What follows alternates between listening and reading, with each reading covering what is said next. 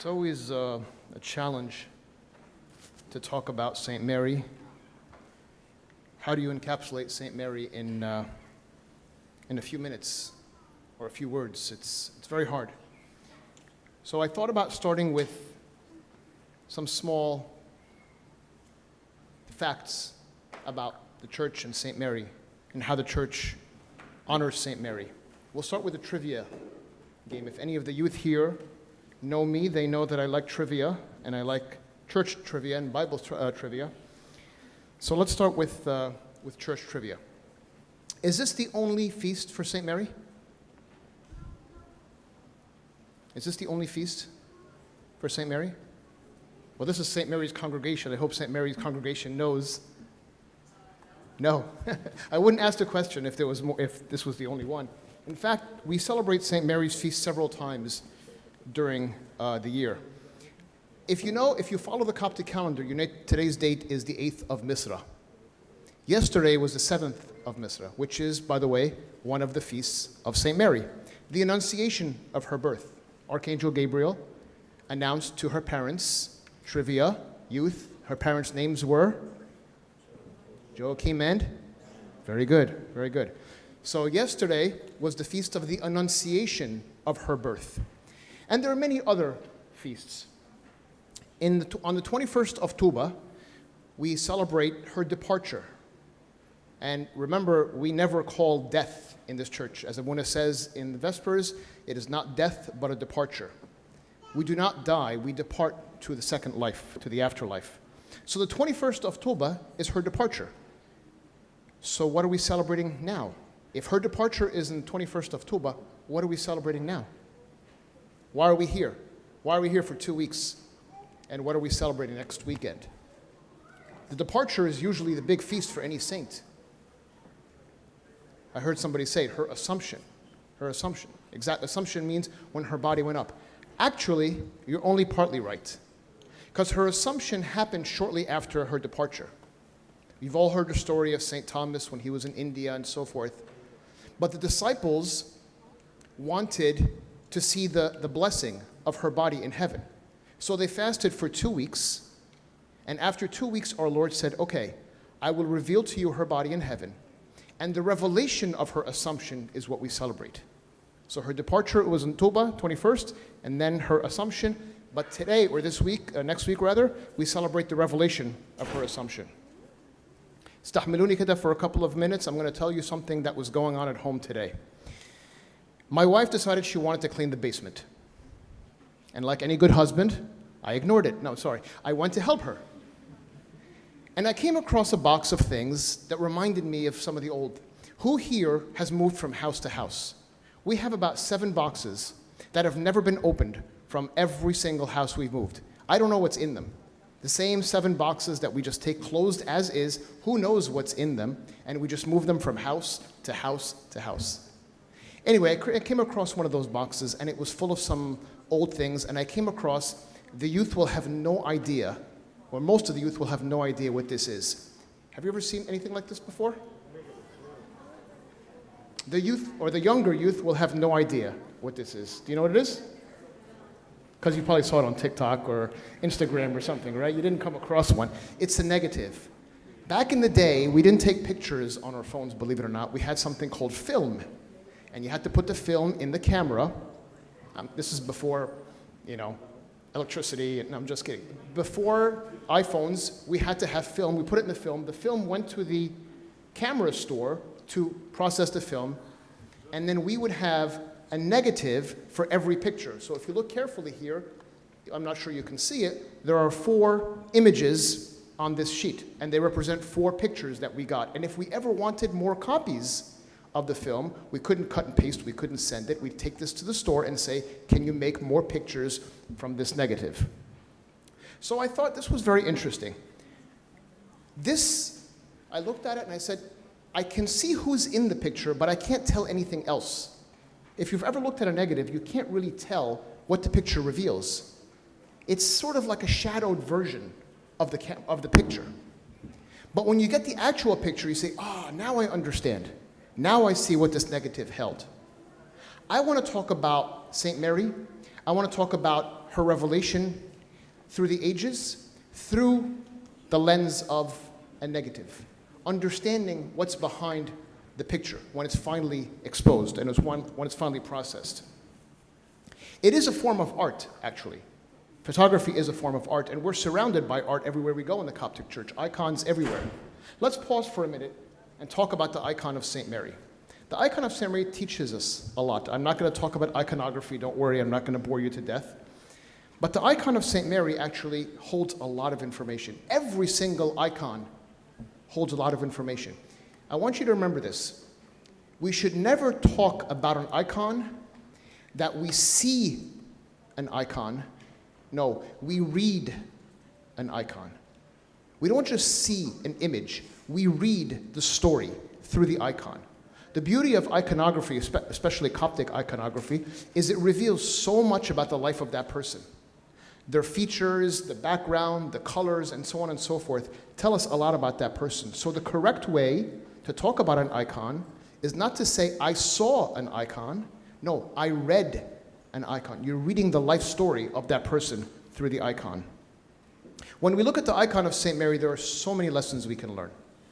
So many lessons. And I'm not going to talk about all those things because I'm sure all the other sermons talked about that. We see patience, we see silence, we see endurance, we see serenity, we see acceptance. All those things we learn about St. Mary when we look at when we look at the icon, because it's a story. It's a story of her life. But one of the most important parts of the icon of St. Mary, and this one actually shows it beautifully, is that she's pointing at Christ. A true icon of St. Mary, actually a true icon of any saint, always leads us to Christ. Any icon you look over here is leading us ultimately to Christ. The most beautiful feature of this icon is that she's saying, it's not about me. But St. Mary, it's your icon, but I shouldn't be the focus. She's directing the attention of the person who's reading the icon to Christ. We may look at her and say, this is St. Mary's icon, when in fact, out of her humility, and our church exemplifies this in the icon, she says, no, it's not about me, it's about him. She's always leading us closer and closer to Christ. There are many other features about the icon that we can learn. Look at her eyes, for example. The features of icons are usually not symmetric. We look at some of these icons, especially the older ones. If you've ever been to the monasteries in Egypt, you look at the icons, and forgive me, it looks like a child drew it. The eyes are very small, the head is very big, the hands are small. Everything is not symmetric. That's not by accident. It's on purpose.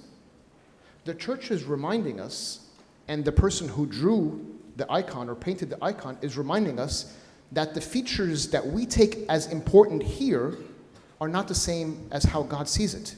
For example, the forehead is usually very big. That reminds us that our thoughts, our mind, should always be meditating on God, should always be thinking about God. As it says in Psalm 1, trivia, who knows Psalm 1? Go ahead. Blessed is the man who does not walk, exactly, but his delight is what? In the law of the Lord, and in his law he shall meditate day and night. The mind, meditating on Christ, meditating on God. And that's why the forehead, at least in the Coptic iconography, is very, very big. The eyes usually are big. Why? Why are the eyes big? So they can look at cars and money and fancy houses. Why? To look at the glory of God. We can't fit God into our eyes. So the eyes are drawn big to remind us that when we look at God, we're seeing something unbelievably big, heavenly, outside of time, outside of the world. It's not in the frame of mind that we see things normally. The mouth, very small. Why? Why? Why is the mouth small? Aren't we supposed to praise? Aren't we supposed to pray? We can't do that without a mouth. Imagine if everybody here had a small mouth, we wouldn't, St. Mary's wouldn't be known for Nahda. But why a small mouth on the icons? To remind us to watch what we say. to remind us that too much talking sometimes will get us in trouble. You know Saint Arsenius, right? You know the story of Saint Arsenius? The one who said, "Many times I have spoken and regretted it, but never have I stayed quiet and regretted it." That's why the mouth is small. Over and over and over and over, these features show up in the icons. Another important thing about this icon is that she is to the right of Christ. Christ, remember, we look to the east, but Christ, as in the bosom of the Father, the Pantocrator, is looking at us. So to his right hand is Saint Mary. And that comes from the book of Psalms. Your queen is at your right hand. Even on the iconostasis. Here's Christ, and here's the Theotokos. She is always to the right of Christ. And for the deacons, what is the doxology that we say during Vespers? We just said it a few minutes ago. I want to hear the deacons. The adornment of Mary. Okay, another question. Let me rephrase it. Everybody's asleep. What does Sa'owinam mean in Coptic? You know the rest. Sa'owinam. At your right hand. You should learn your Coptic. Your right hand is Sa'owinam. So we say this over and over. I encourage you guys to try and learn the words. Not because I want you to learn Coptic, but at least understand. We have the luxury now of having everything translated. So when you hear something, maybe in a church or in a place where it's not translated on a screen, you'll understand the words that it says. Always at the right hand of the Father. And the fact that she is pointing to him reminds us of a very, very important event. The very first miracle. Who knows what the very first miracle of Christ was? What did you say? Turning the water into wine. Very good. Saint Mary said something very important at that miracle. She said, whatever he tells you to do, do it. Now, she was speaking about that miracle, but I think if we ponder this for a while in our own spiritual lives, it means a lot. Whatever he tells you to do, do it. Again, she's deflecting the attention from herself to Christ, as in the icon, but she's teaching us what every other person in the Bible, prophets before her, saints after her, or during her time, always did, pointing to Christ. Whatever he tells you to do, do it. Not you. Not you. In fact, if you think about all the hymns in our church, pay attention during the procession to some of the words. Everything is back to Christ, back to Christ, back to Christ again. Yes, we are magnifying her. Yes, we are exalting her. Yes, we are venerating her. But we are venerating her because of what she's done. She brought in the Son of God and spent the rest of her life and in the life after pointing us back to Christ, redirecting us back to Christ. That's what the magic of St. Mary is, or that is what makes St. Mary so important. She's constantly deflecting the attention and saying, whatever he tells you to do, do it. I want to talk about the book of Hebrews for a minute. I know that many of the fathers this week have talked about the epistles of St. Paul. The book of Hebrews was written by St. Paul. I want to say this again. The book of Hebrews was written by St. Paul because many people in the West will say that it was written by somebody else. Or they will say the author of the book of Hebrews because we're not really sure he wrote it. The book of Hebrews was written by St. Paul. It's a little bit different. If you read the wording, if you read the language, it's a little bit different than the others, and that's why people in the West and the churches in the West will say, well, we think maybe St. Barnabas, or we think maybe St. so-and-so wrote this, or St. so-and-so, or the author of the book of Hebrews. St. Paul wrote the book of Hebrews. I'm just reminding you for the fourth time because you're going to hear this, especially if any of you take college classes, religion classes in college, the professors there will always, always say that Hebrews was written by somebody, not St. Paul. In the book of Hebrews, St. Paul talks a lot about the priesthood. The majority of the book talks about the priesthood, but it comes at the very, very end and changes tone completely. And he says, everything that you've learned, leads us to this high priest. If you take the entire book of Hebrews, he's talking about Christ and how Christ is the high priest. And in the beginning and the end of the book, he's talking to the Hebrews. Now, these are supposed to be the people, the descendants of the Israelites who knew the prophecies and knew that someday the Messiah was going to come. So he took the beginning and the end of the book and said, this high priest, this is the Messiah. This is the one that we've been waiting for. The most famous chapter in the book of Hebrews is chapter 11. The heroes of faith, it's called. If you read the book, chapter 11 of Hebrews, every other sentence says, by faith, Abraham did this. By faith, Noah did this. By faith, Isaac did this. By faith, Joshua did this. By faith, by faith, by faith. By faith means they were anticipating, expecting, and waiting for the revelation of the Messiah. So St. Paul tells us we are among them. In fact, in chapter 12 of Hebrews, he said we are surrounded by a cloud of witnesses. We are part of that cloud of witnesses. People who witness that the anticipated Messiah has come. This high priest that he talks about is Christ himself. And we are surrounded by, and we are part of this cloud of witnesses. And he's reminding us, look to those who came before you and follow and imitate them, he says. St. Paul tells us to imitate the other people, these people of faith, Abraham, Isaac, Jacob, Joseph, Moses, Joshua, etc., etc., etc. Look at them, learn from them, and imitate them, is what St. Paul says in Hebrews. He lists them, and then he says, these people, learn from them. These people, imitate them. Why? Because they always went to Christ. They always looked to Christ. They lived a life and they didn't know what they were doing. They didn't know why they were doing what they were doing. God would tell Abraham, get up and go. Okay. He just went. But he had faith. Abraham, sacrifice your son. Okay. He didn't ask why, but he did it out of faith. And so on and so forth. Moses, Joshua, David, all by faith. Knowing that if God asked it, then it must be for my benefit.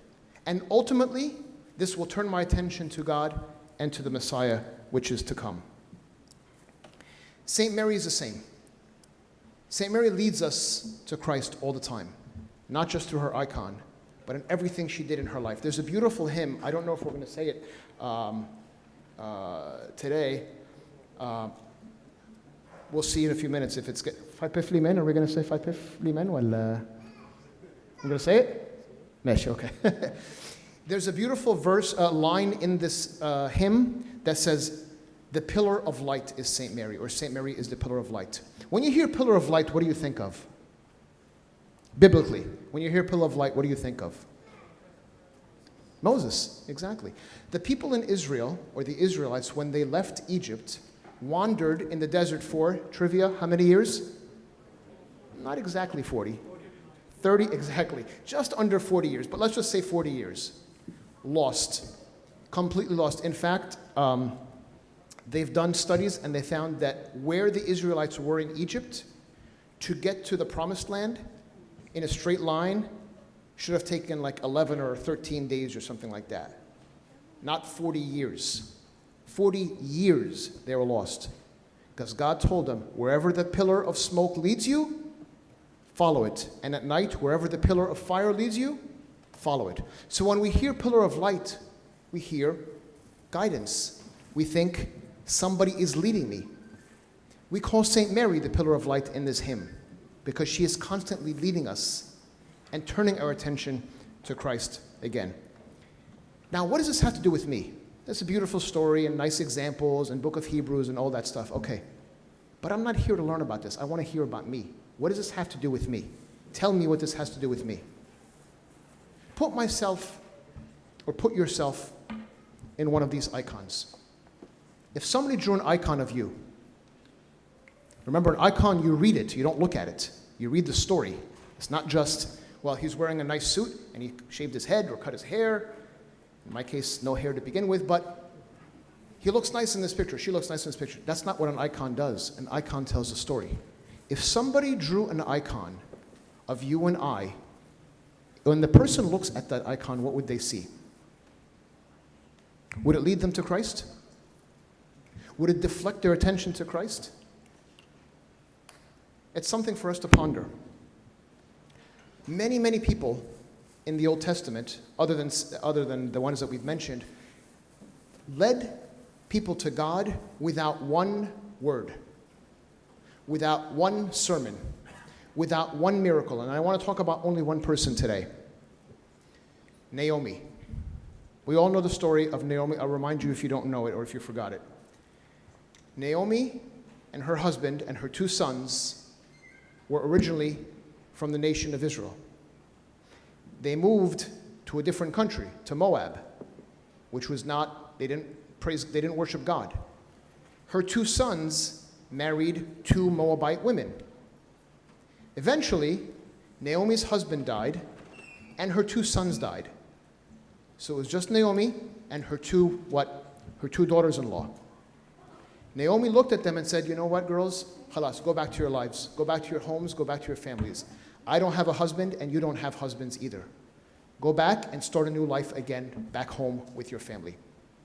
One of them said, okay, and she went back. But one of them, what's her name? Ruth. Ruth said, I will stay with you. Even though Naomi tried to persuade her. Ruth, go start over. You're still young. You still have a future. Go and find somebody else and start a new life. And Ruth said something beautiful.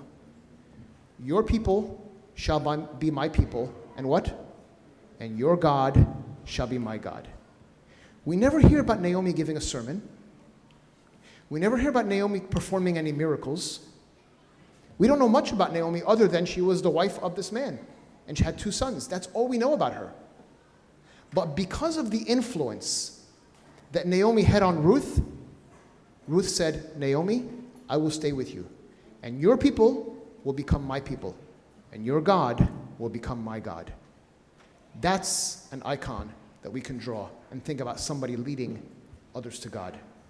It doesn't take any special talents. It doesn't take any special skills. It doesn't take any biblical knowledge. It doesn't take anything other than how you live your life. What kind of example you lead when people look at you. And there's many, many others, and we don't have time to go through them. I just want to talk about one more, His Holiness Pope Kyrillos. I don't think I've heard a sermon for Pope Kyrillos, and if there is one, maybe I don't think it exists. Has anybody heard a sermon for Emba Kyrillos? I don't think he was ever recorded. Maybe he's written a few articles, but no big books or anything like that. He wasn't known for anything like that, but he was known as a man of prayer. And our church considers him now what? A saint. And churches are named after him. And countless people are named after him. Well, they're named after Saint Cyril, of course, but Pope Kyrillos having the same name. Another example of somebody who leads to Christ. Remember Pope Kyrillos, for those of you that don't know, who are too young to understand, he came during a very tumultuous time in the Coptic Church. We don't have time to go into the details, but it was a very difficult time in the Coptic Church. And God chose him, selected him, to become the patriarch of the church, to almost reset the church and reset its focus on who? On God. Reset the church's focus on prayer and reset the church's focus on Christ by praying a liturgy every single day. Another person who leads us to Christ without any special skills. By the way, I want to speak to the deacons about something here. What is the response, what is the Marad al-Ibraxis, the response of the Acts? How does it go? Why do we say that there? What does that do with St. Mary? We just finished reading the Pauline epistle. We just finished reading the Catholic epistle. And we're just about to read the Acts of the Apostles. What does St. Mary have to do with that? And why does the church put the response there for St. Mary? Does anybody know? Any deacons know? Anybody? These things we can't take for granted. We have to ask ourselves, why? Why would the church put a hymn for St. Mary between the Catholic epistle and the Acts of the Apostles? Next time you hear it, remember this. Because the Acts of the Apostles is all about evangelism. And evangelism is leading others to Christ. So the church said the most beautiful example of leading others to Christ is St. Mary. So we're going to recognize her here with a special hymn, and then we're going to read the Acts of the Apostles after. They all evangelized, whether they went out and preached or just by living their lives. You know the saying which says, always preach Christ, and if necessary, use words? Same thing. The church said the most important evangelist, the most important person who leads us to Christ day in and day out is St. Mary. So we're going to put her with the evangelist, but we're going to give her special attention and give her a hymn. So the Shere Maria that comes right before the Acts of the Apostles is there for that reason. Remember that the next time we say it or we hear it. So again, if somebody were to draw an icon about me, what it would look like. If somebody were to draw an icon about you, what would it look like? Would it look like this? When you look at it and say, I don't even know what I'm looking at here. This doesn't look like anybody who's leading anybody to Christ. Or would they look at that icon or read your icon and say, this person lived a life, not because of any skills, not because of any gifts or talents, not because of any sermons, not because of any memorization of any hymns. He or she led a life which led me to Christ. I'm going to close with a quick story. I may have said this before, but I don't recall, but it's definitely worth repeating because it's very, very important. Years ago, when I was serving here at St. Mary's in the college youth meeting, one of the youth came to me and shared an experience that he had when he was in college. This is a long time ago, so nobody will know who this person is.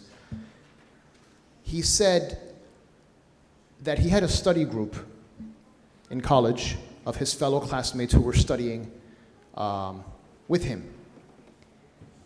And as the semester went on, they got to know each other better. They knew each other's names, then they knew which state they came from, then they knew about their backgrounds and culture and so forth. And somehow the topic of religion came up. When the topic of religion came up, they all identified to the others what religion they were.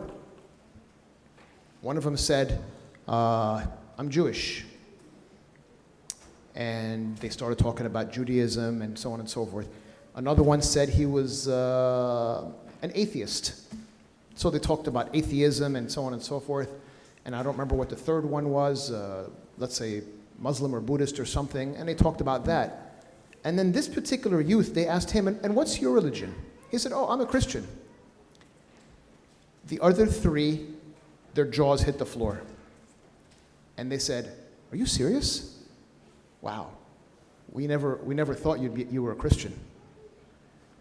They weren't Christian themselves, but they expected what a Christian would look like, how a Christian would behave, what they would see in the life of a Christian. And when this youth said, I'm a Christian, they looked at him and said, wow, we never would have guessed. Now, his icon, of course, was not what each of us wants to be. Thank God, I'm sure he repented and went back and so forth, but the point is this. When somebody looks at me, when somebody looks at you, when somebody evaluates how you influence them, are they going to see an icon like St. Mary's that say, here, look at Christ, learn from him, he is the Savior? Or are they going to see somebody who is more preoccupied with the world, who Christ is the last thing in his mind? We could all be sitting here in church every single day in Nahda and come to church every single Sunday and take communion. But in the outside world, do we bring that with us or do we leave it here? Because if we leave it here, then we're just like that youth when people say, we never thought you'd be a Christian. It's the last thing in our minds. But if we bring it with us and we wear it, we don't just wear a cross, by the way, we bear a cross. If we live that life in the outside world and people look at us, it'll be just like the icon of St. Mary. Yes, I'm Wahid, but don't look at me, look at Christ. St. Mary, the icon of St. Mary. But we don't look at the icon of St. Mary and say, this is the icon that tells the story of St. Mary. No, because she tells us, look at Christ and learn from him. And glory be to God forever. Amen.